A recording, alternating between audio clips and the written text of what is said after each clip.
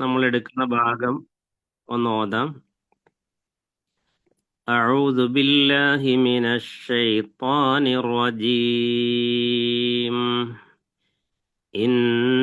إنها شجرة تخرج في أصل الجحيم طلعها كأنه رؤوس الشياطين فإنهم لآكلون منها فمالئون منها البطون ثم إن لهم عليها لشوبا من حميم ثم إن مرجعهم لإلى الجحيم إنهم ألفوا آباءهم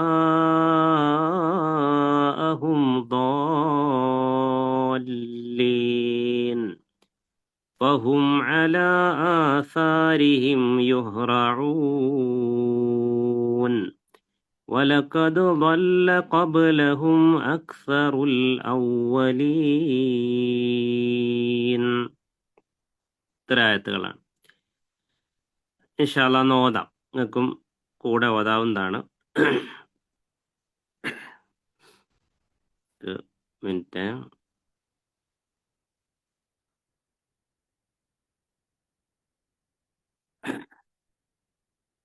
ബിസ്മില്ലാഹിർ റഹ്മാനിർ റഹീം.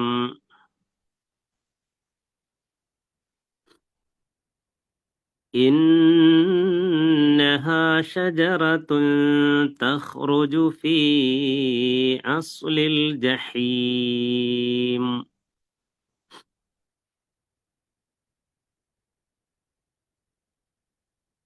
طلعها كأنه رؤوس الشياطين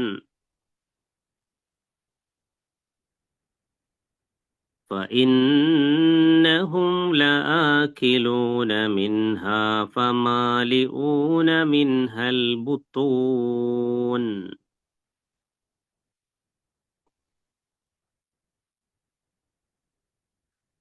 ثم إن لهم عليها لشوبا من حميم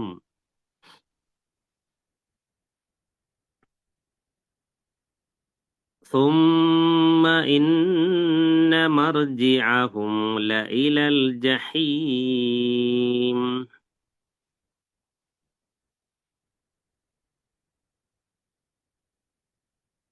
إنهم ألفوا آباءهم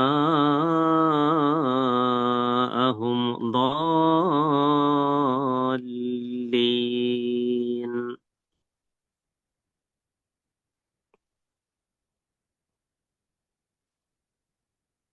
فهم على آثارهم يهرعون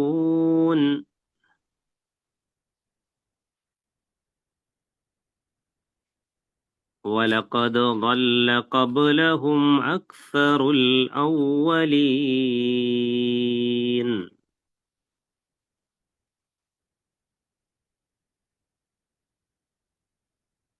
അപ്പോൾ ഇത്രയും ആയത്തുകളാണ് ഇൻഷാ അല്ലാഹ് ഇന്ന് നമ്മൾ പഠിക്കുന്നത്.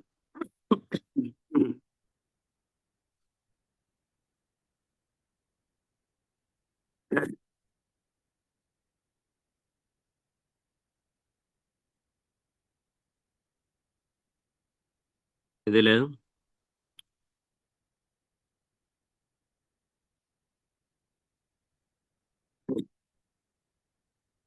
64-ാമത്തെ ആയത്ത്. ഇന്നഹ ഷജറത്തുൻ തഖ്റുജു ഫി അസ്ലിൽ ജഹീം. അവിടെ അസ്ലി സ്വാദാണ്, അത് സീൻ എന്ന അക്ഷരത്തിലേക്ക് മാറരുത്. അസ്ലി എന്ന് പറഞ്ഞാല് അടിത്തറ എന്നുള്ള അർത്ഥമാണ്. അപ്പോ ഇന്നഹ ഷജറത്തുൻ തഖ്റുജു ഫി അസ്ലിൽ ജഹീം, നമ്മൾ കഴിഞ്ഞ ക്ലാസ്സിൽ അവസാനം പറഞ്ഞു വെച്ചത് സക്കൂം എന്ന് പറയുന്ന നരകത്തിലുള്ള ഒരു വൃക്ഷത്തെ പറ്റിയാണ്. ആ മരത്തെ പറ്റി രണ്ടഭിപ്രായമുണ്ടെന്ന് നമ്മൾ പറഞ്ഞു. സക്കൂം എന്ന് പറയുന്ന ഒരുപാട് മരങ്ങളുണ്ട്. അതൊരു ജിൻസിന്റെ പേരാണ്, അതല്ല ഒരൊറ്റ മരത്തിന്റെ പേരാണെന്നുള്ള. ഇങ്ങനെ നരകത്തിലുള്ള കോടാനുകോടി ആളുകൾ അല്ലെ, ഒരുപാട് ആളുകൾ, ആ ആളുകളെല്ലാം അതിൽ നിന്നാണ് കഴിക്കുന്നത്, ഒരൊറ്റ മരമാണ് എന്ന നിലയ്ക്കും അങ്ങനെ രണ്ട് അഭിപ്രായം ആ വിഷയത്തിലുണ്ട്. അപ്പൊ ഇന്നഹ, തീർച്ചയായും അത് എന്ന് പറഞ്ഞാൽ ആ വൃക്ഷം, ഷജറത്തുൻ, അതൊരു വൃക്ഷമാണ്, ഒരു മരമാണ്. തഹ്റുജു, അത് പുറപ്പെടുന്നു. ഖറജ യഹ്റുജു, തഹ്റുജു, അത് പുറപ്പെടുന്നു, അല്ലെങ്കിൽ അത് ഉൽപ്പാദിപ്പിക്കുന്നു, അല്ലെങ്കിൽ ഉയർന്നു വരുന്നു എന്നൊക്കെയുള്ള അർത്ഥം. ഫി അസ്ലിൽ ജഹീം, നരകത്തിന്റെ ഏറ്റവും അടിയിൽ നിന്ന്. നരകത്തിന്റെ ഏറ്റവും അടിയിൽ നിന്ന്, അസ്ല് എന്ന് പറഞ്ഞാൽ അടിത്തറ എന്നാണ്. അപ്പൊ നരകത്തിന്റെ അടിത്തറയിൽ നിന്ന്, അടിയിൽ നിന്നാണ് അത് ഉയർന്നു വരുന്നത് എന്നുള്ളതാണ്. നമുക്കറിയാം, ഒരു കല്ല് നരകത്തിന്റെ അടിത്തട്ടിലേക്ക് വീണാൽ 70 വർഷം എടുത്താലും അത് അതിന്റെ താഴെ എത്തൂല, അല്ലെ? അത്രയും ആഴമാണ് നരകത്തിന് എന്ന് നബി സല്ലല്ലാഹു അലൈഹി വസല്ലം പറഞ്ഞിട്ടുണ്ട്. അപ്പൊ ആ 70 വർഷം ഒരു കല്ല് ഇട്ടാൽ എത്താത്തത്രയും ആഴമുള്ള നരകം അതിങ്ങനെ കത്തിക്കൊണ്ടിരിക്കുക. ആ നരകമാണ്, ആ നരകത്തിലാണ് അതിന് അർഹമായ പാപം ചെയ്ത ആളുകളെ അള്ളാഹു ഇടുക എന്നുള്ളതാണ്. ആ നരകം മുഴുവൻ അഗ്നിയാണ്. അള്ളാഹു സുബ്ഹാനഹു വ തആല കാത്തുരക്ഷിക്കുമാറാവട്ടെ. അപ്പം നരകത്തിന്റെ അടിത്തട്ടിൽ നിന്ന് മുളച്ച് പൊന്തുന്ന ഒരു മരമാണ് സക്കൂം എന്ന് പറയുന്നത്. സാധാരണഗതിയിൽ മരങ്ങൾ എന്ന് പറയുന്നത് അതിന് തീപിടുത്തമേറ്റാൽ എന്ത് ചെയ്യും? മരം കത്തി നശിച്ചു പോകും. പക്ഷെ ഈ മരം കത്തുകയല്ല ചെയ്യുന്നത്, നല്ല ഉഷാറായിട്ട് തീയിൽ ഇങ്ങനെ നിൽക്കുകയാണെന്നുള്ളതാണ്. അത് അള്ളാഹുവിന്റെ പ്രത്യേകമായ ഒരു കുദ്റത്താണ്. ഷജറത്ത് എന്ന് പറഞ്ഞാൽ ഒരു മരം, ഒരൊറ്റ മരത്തിനാണ് ഷജറത്ത് എന്ന് പറയാം. അഷ്ജാറുൻ എന്ന് പറഞ്ഞാൽ മരങ്ങളാണ്, മരങ്ങൾ, ഒരുപാട് മരങ്ങൾ, ഷജറത്തിന്റെ ജമാണ്. അതുപോലെ ഷജറാത്ത് എന്ന് പറയും, ഷജറാത്ത്. ഷജറുൻ ജംഉ അഷ്ജാർ, ഷജറത്തുൻ ജംഉ ഷജറാത്ത്. അപ്പൊ അത്, ആ മരം എന്ന് പറയുന്ന ജ്വലിക്കുന്ന, കത്തിജ്വലിക്കുന്ന നരകത്തിന്റെ അടിയിൽ നിന്ന് ഉൽപ്പാദിപ്പിക്കുന്ന അല്ലെങ്കിൽ പുറപ്പെട്ടു വരുന്ന ഒരു വൃക്ഷമാകുന്നു എന്നുള്ളതാണ്. എന്നിട്ട് ആ മരത്തെ പറ്റി പറയാണ്. ആ മരം, അതിന്റെ കോലവും രൂപവും ഒക്കെ എങ്ങനെയാണ്? മനോഹരമാണോ? ത്വൽഉഹ, അള്ളാഹു അതിന്റെ പഴത്തെ പറ്റിയാ പറയുന്നത്, പഴക്കുലകൾ. ത്വൽ എന്ന് പറഞ്ഞാൽ ഈ വാഴപ്പഴത്തിനും പറയും, വാഴപ്പഴം ഈ കൊലകളായി നിൽക്കുന്ന ഇതിന് പറയുമല്ലോ. അപ്പൊ ഇവിടെ അതിന്റെ പഴക്കുല, ഈ സക്കൂമിന്റെ ത്വൽ, അതിന്റെ പഴക്കുല എന്ന് പറയുന്നത് അന്നഹു, അത് ഏതുപോലെ ഇരിക്കും? യാതൊന്നു പോലെ ഇരിക്കും. റുഊസു ഷയാത്വീൻ, റുഊസ് എന്ന് പറഞ്ഞാൽ റസ്, തല.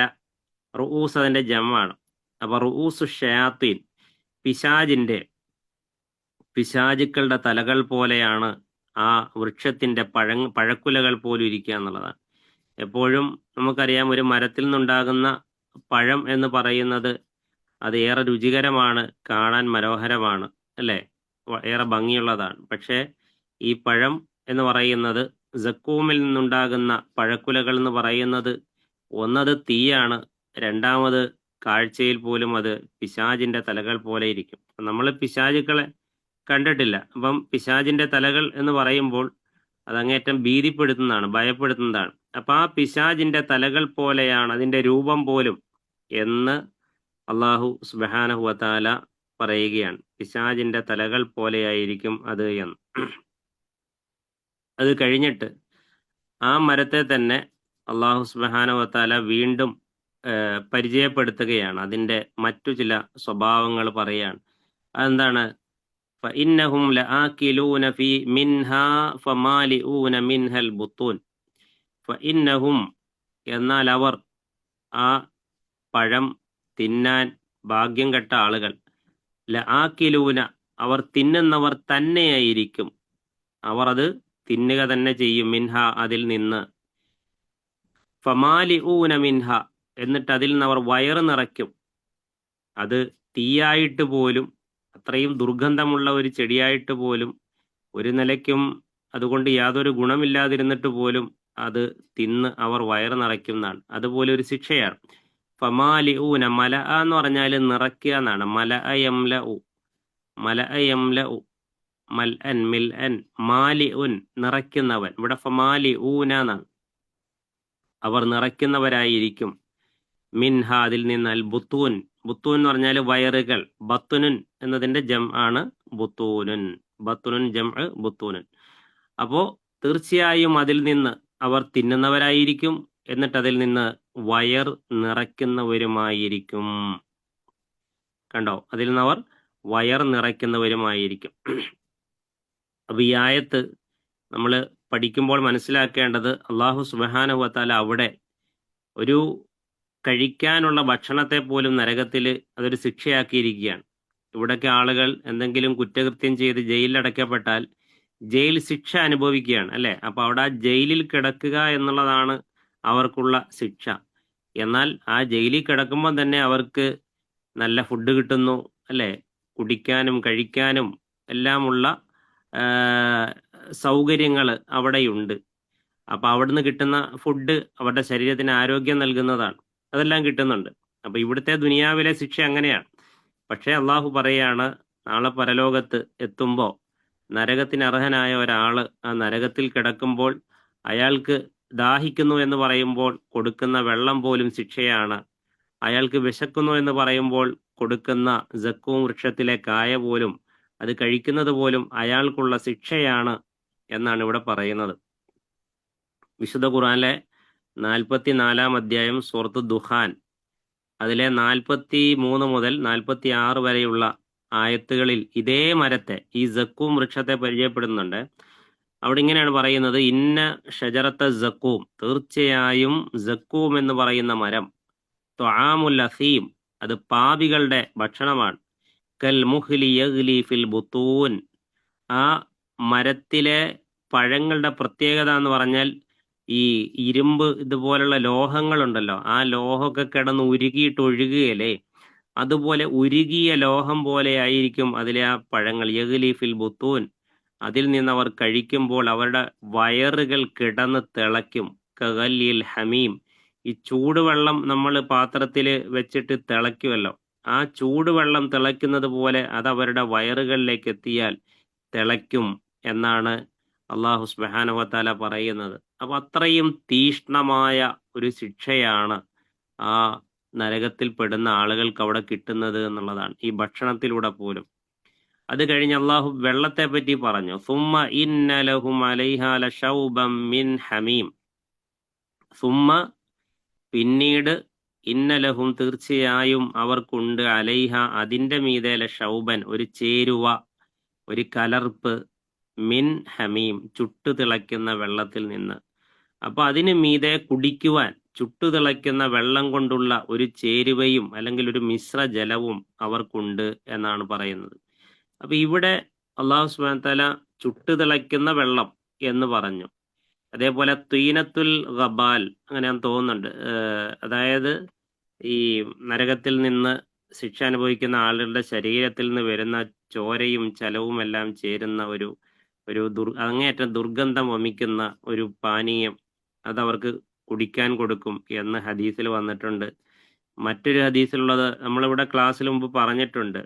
നരകത്തിൽ ഒരു നരകത്തിൽ കിടക്കുന്ന ആൾക്ക് കുടിക്കാൻ കൊടുക്കുന്ന പാനീയത്തെ പറ്റി പറഞ്ഞാൽ അതിലെ ഒരു തുള്ളി എങ്ങാനും ആ നരകത്തിൽ നിന്ന് ചോർന്ന് അത് ഈ ഭൂമിയിൽ പതിക്കുകയാണെങ്കിൽ ഈ ഭൂമി മുഴുവൻ ദുർഗന്ധമായി പോകും. നമുക്ക് മൂക്ക് പിന്നെ തുറക്കാൻ പറ്റില്ല, പൊത്തിപ്പോകുന്നതാണ്.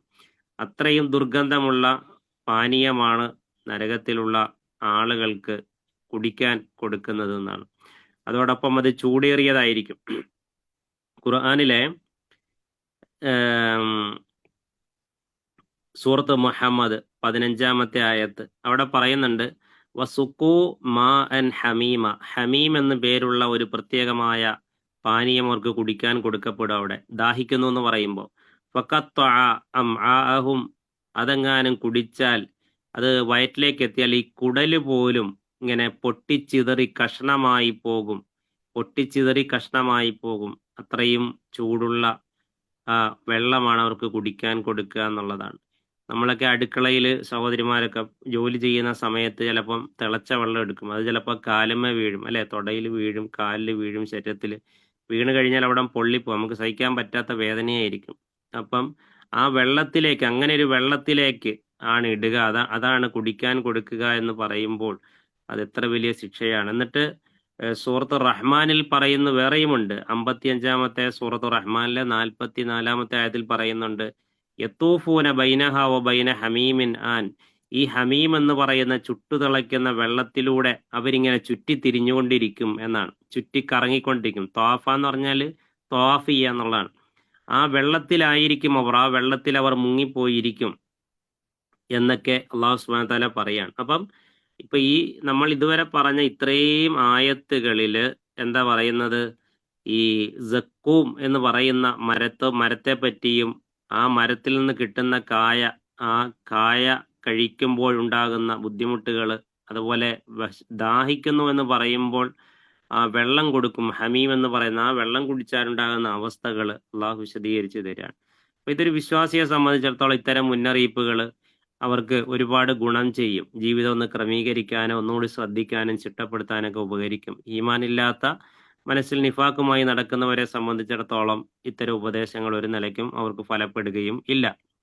68-ാമത്തെ ആയത്തിൽ അള്ളാഹു പറയുന്നത് എന്താ? സുമ്മ ഇന്ന മർജിഅഹും ലഇലൽ ജഹീം.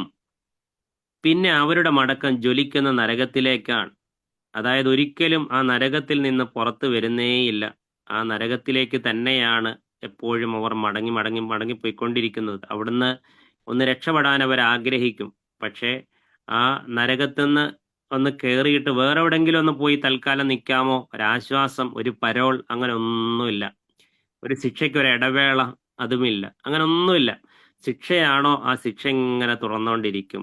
സ്വർഗത്തിലെ സുഖങ്ങളും അനുഭൂതികളുമാണോ, അവിടെയും മുറിയുന്നില്ല. അവിടെയും ആ സുഖങ്ങൾ ഇങ്ങനെ കിട്ടിക്കൊണ്ടിരിക്കും. അപ്പൊ ഇവിടെ അള്ളാഹു പറഞ്ഞെന്താ? സുമ്മ ഇന്ന, പിന്നെ തീർച്ചയായും, മർജിഅഹും അവരുടെ മടക്കം. റജഅ എന്ന പദത്തിൽ നിന്നാണ് ആ മർജി വരുന്നത്. റജഅ യർജിഉ എന്നതിൽ നിന്നാണ്. മടങ്ങുക എന്നാണ് നമ്മൾ മുമ്പ് പഠിച്ചിട്ടുള്ള പദമാണ്. ലഇലൽ ജഹീം, അവരുടെ നരകത്തിലേക്കുള്ള, അല്ലെങ്കിൽ നരകത്തിലേക്ക് തന്നെയാണ് അവർ മടങ്ങിപ്പോകുന്നത് എന്നാണ്. അപ്പം നമ്മൾ കഴിഞ്ഞ ക്ലാസ്സിൽ സ്വർഗത്തിൽ ലഭിക്കുന്ന സുഖങ്ങളും അനുഭൂതികളും ആനന്ദങ്ങളും ഒക്കെ പറഞ്ഞല്ലോ. അത് കഴിഞ്ഞിട്ട് അല്ലാഹു നരകവും നരകത്തിലെ അവസ്ഥകളും കാര്യങ്ങളും ഒക്കെ നമുക്ക് വിശദീകരിച്ച് തരികയാണ്.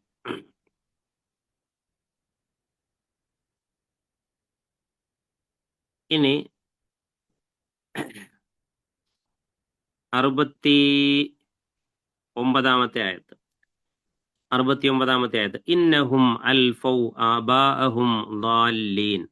ഇന്നഹും തീർച്ചയായും, അൽഫൗ അവർ കണ്ടെത്തി, ആബാഅഹും അവരുടെ പിതാക്കളെ, ളാല്ലീൻ വഴിപിഴച്ചവരായി.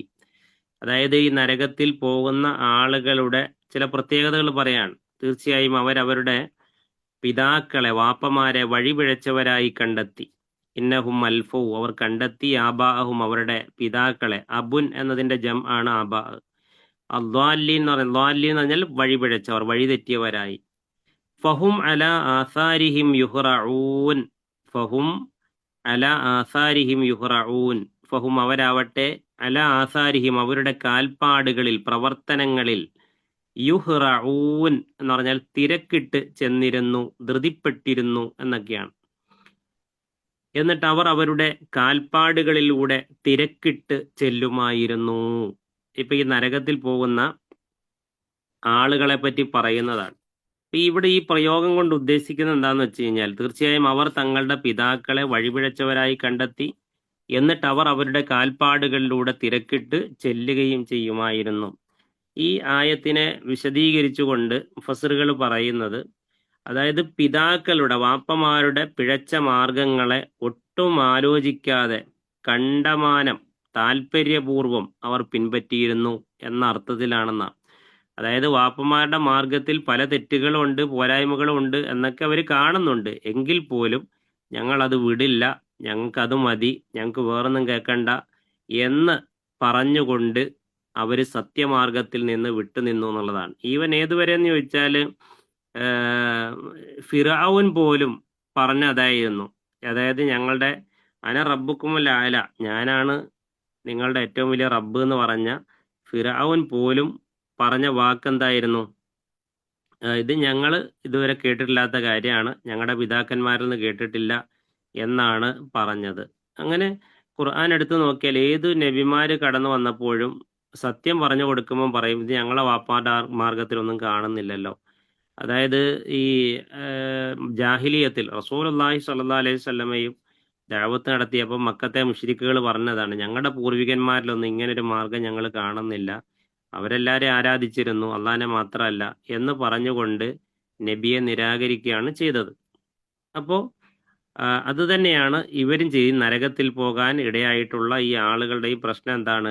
അവര് പ്രമാണങ്ങളെ പിൻപറ്റാതെ അവരെന്താണോ കണ്ടത് കേട്ടത് അതിനെ അവർ പിൻപറ്റിപ്പോയി എന്നുള്ളതാണ്. അതും നമ്മൾ ശ്രദ്ധിക്കേണ്ട വിഷയമാണ്. നമ്മുടെ ഇബാദത്തുകൾ, അമലുകൾ എല്ലാം പ്രമാണബദ്ധിതമാണോ എന്നുള്ളത് നമ്മൾ ഉറപ്പുവരുത്തണം. നോക്കൂ, വലക്കത് ലല്ല ഖബ്ലഹും അക്സറുൽ അവ്വലീൻ. അള്ളാഹു പറയുകയാണ് വലക്കത് ലല്ല, വഴി പിഴയ്ക്കുകയുണ്ടായിട്ടുണ്ട്, പിഴച്ചു പോവുകയുണ്ടായിട്ടുണ്ട്, ഖബ്ലഹും അവരുടെ മുമ്പ്, അക്സറുൽ അവ്വലീൻ പൂർവികന്മാരിൽ അധികവും. പൂർവികരുടെ മാർഗമാണ് ശരി, പിന്നെ അവർ ജീവിച്ച പോലെ ജീവിച്ചാൽ മതി, അവരെന്ത് തെറ്റ് ചെയ്താലും കുഴപ്പമൊന്നും, അങ്ങനെയുള്ള ഒരു ചിന്താഗതി ഉണ്ടല്ലോ. അങ്ങനെ നാട്ടാചാരം എന്ന് പറയുന്ന ഒരു രീതി ഇസ്ലാമിനെ സംബന്ധിച്ചിടത്തോളം നമ്മൾ ജനിച്ചു വീഴുമ്പോൾ നമ്മുടെ കൺമുമ്പിൽ കാണുന്ന നാട്ടാചാരങ്ങളല്ല ദീൻ എന്ന് പറയുന്നത്. മറിച്ച് ദീൻ എന്ന് പറയുന്നത് അള്ളയും റസൂലും പഠിപ്പിച്ചു തന്ന കാര്യങ്ങളാണ്.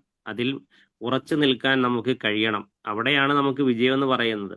ഇപ്പൊ നമ്മുടെ നാട്ടിൽ എന്തെല്ലാം നാട്ടാചാരങ്ങളുണ്ട്. പലപ്പോഴും നമ്മുടെ പൂർവികരെ നോക്കിയാൽ ഹൈന്ദവരാണ്.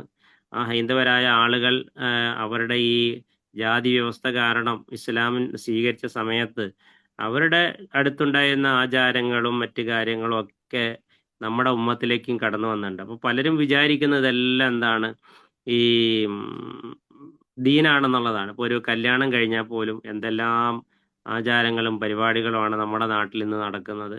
അതേപോലെ തന്നെ ഒരു മരണ വീട്ടില് എന്തെല്ലാം പരിപാടികൾ നടക്കുന്നു. റസൂലുള്ളാഹി സ്വല്ലല്ലാഹു അലൈഹി വസല്ലം പറഞ്ഞ സുന്നത്ത് പല ആളുകളും മറന്നു പോവുകയാണ്. അപ്പൊ നമ്മളെ സംബന്ധിച്ചിടത്തോളം പ്രമാണങ്ങൾ മുറുകെ പിടിക്കണം. പ്രമാണങ്ങൾ മുറുകെ പിടിച്ച് അതനുസരിച്ച് ജീവിച്ചില്ല എങ്കിൽ നാളെ വലിയ അപകടമുണ്ടാകും. ഞാൻ ചെയ്തത് നന്മയാണ് എന്ന് നമ്മൾ മാത്രം വിചാരിച്ചാൽ പോലെ നന്മയാണ് എന്നുള്ളത് മതം പറയണം. അങ്ങനെ നമ്മൾ പ്രമാണങ്ങളെ പിൻപറ്റി ജീവിച്ചാൽ മാത്രമേ നമുക്ക് രക്ഷപ്പെടാൻ സാധിക്കുകയുള്ളൂ.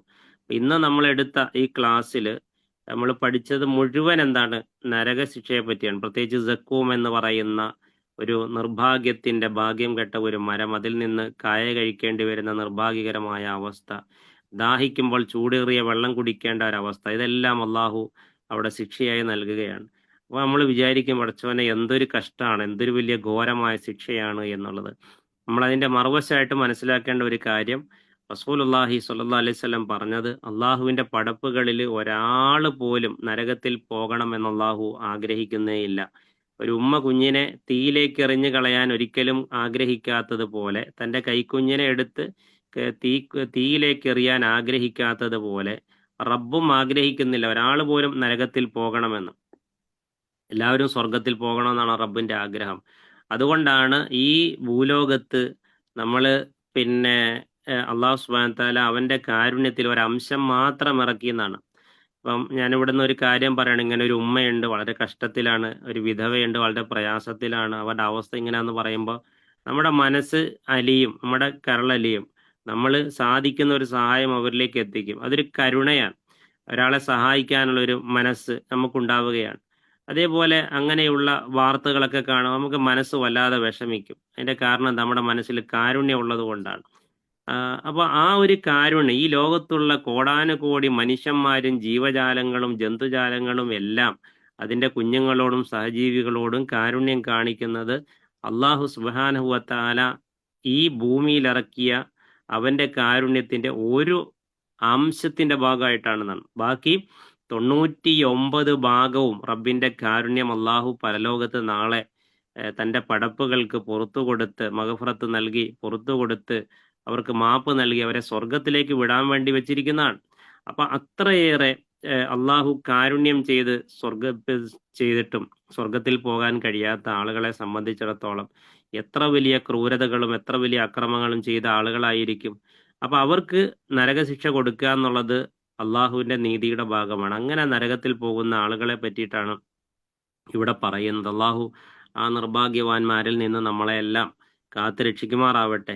വരാനിരിക്കുന്ന റമദാൻ എന്ന് പറയുന്നത് ഷെഹ്റുൻ ഇത്കും മിനൻ നീറാൻ എന്നാണ് പറഞ്ഞത്. അതായത് നരക മോചനത്തിന്റെ മാസമാണ്. സ്വർഗത്തിന്റെ കവാടങ്ങൾ തുറന്നിടുന്ന, നരക കവാടങ്ങളെ അടച്ചിടുന്ന, അതുപോലെ മുരട്ട് ശീലക്കാരായ പിശാചുക്കളെ അള്ളാഹു ബന്ധിച്ചിടുന്ന ഒരു മാസമാണ് വരാനിരിക്കുന്നത്. ഒരു റമദാൻ നമുക്ക് ലഭിക്കുന്നത് ജീവിതത്തിൽ ഏറ്റവും വലിയ സൗഭാഗ്യം ഏതാണെന്ന് ചോദിച്ചാൽ അത് ഒരു റമദാൻ കൂടി ലഭിക്കുക എന്നുള്ളതാണ്. 1 കോടി രൂപ കിട്ടുക അല്ലെങ്കിൽ ഒരു വലിയ സ്വത്ത് കിട്ടുക എന്നതൊന്നുമല്ല, ഒരു റമദാനും കൂടി കിട്ടുക എന്നുള്ളതാണ്. അതായത് ഈ ഭൂമിയും ആകാശവും തമ്മിലുള്ള ദൂരം എത്രയാ? കോടിക്കണക്കിന് കിലോമീറ്റർ ദൂരമാണ് ആകാശവും ഭൂമിയും തമ്മിലുള്ള അകലം എന്ന് പറയുന്നത്. ഒരു റമദാൻ കിട്ടിയ ആളും കിട്ടാത്ത ആളും തമ്മിൽ ഉള്ള വ്യത്യാസം നബി സല്ലല്ലാഹു അലൈഹി വസല്ലം പിന്നെ ഉദാഹരിച്ചത് എങ്ങനെയാന്ന് ചോദിച്ചു കഴിഞ്ഞാൽ ആകാശവും ഭൂമിയും പോലുള്ള ദൂരം എന്നുള്ളതാണ്. അതുകൊണ്ട് റമദാനിലേക്ക് നമ്മൾ കടക്കാനിരിക്കുകയാണ്. പ്ലാൻ വേണം.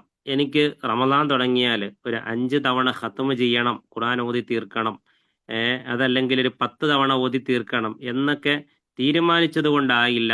മറിച്ച് തീരുമാനമെടുക്കുക, അതെങ്ങനെ നടപ്പാക്കാൻ പറ്റുമെന്ന് ആലോചിക്കുക, അതിനനുസരിച്ച് സമയത്തെ നിശ്ചയിക്കുക. ആ കൃത്യമായ പ്ലാനിങ്ങോടുകൂടി പോയി കഴിഞ്ഞാൽ നമുക്ക് ഒരുപാട് കാര്യങ്ങൾ നമ്മൾ ഉദ്ദേശിച്ച രൂപത്തിൽ നമുക്ക് തൗബ ചെയ്യാൻ പറ്റും, ദ്വാ ചെയ്യാൻ പറ്റും, നമുക്ക് സ്വതക്കകൾ കൊടുക്കാൻ പറ്റും. ഇപ്പൊ തന്നെ നമ്മൾ തീരുമാനിക്കുക, ഞാൻ ഇത്ര റമദാനിലേക്ക് ഞാൻ മാറ്റി വെക്കുന്നു എന്നുള്ളത്. അതുപോലെ തന്നെ നമ്മൾ ഈ പറഞ്ഞ കാര്യങ്ങൾ എനിക്ക് ഓതി തീർക്കണം, അതിന് ഇന്ന സമയം ഞാൻ തിരഞ്ഞെടുക്കും, എനിക്ക് ഇന്ന സമയം ഒഴിവുണ്ട്, ആ സമയം ഞാൻ വേറൊന്നിനും കളയില്ല. അങ്ങനെയൊക്കെ നമ്മൾ പ്ലാൻ ചെയ്ത് കഴിഞ്ഞാൽ ഇൻഷാ അള്ളാഹ് നമുക്ക് ഒരുപാട് കാര്യങ്ങൾ റമദാനിൽ പൂർത്തീകരിക്കാൻ പറ്റും. അപ്പൊ ആ ഒരു റമദാൻ കഴിയുമ്പോഴേക്ക് നമുക്ക് വല്ലാത്തൊരു സന്തോഷമായിരിക്കും. അള്ളാഹു അതിനുള്ള തൗഫീഖ് നമുക്ക് പ്രദാനം ചെയ്യട്ടെ.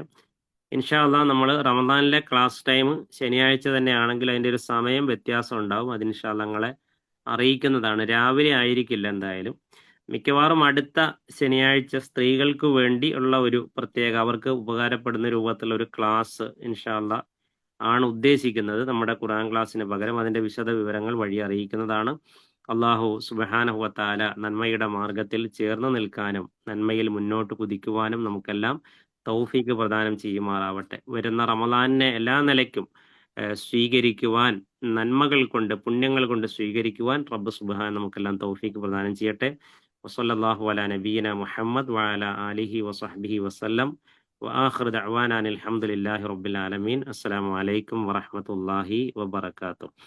سبحانك اللهم وبحمدك أشهد أن لا إله إلا أنت أستغفرك وأتوب إليك.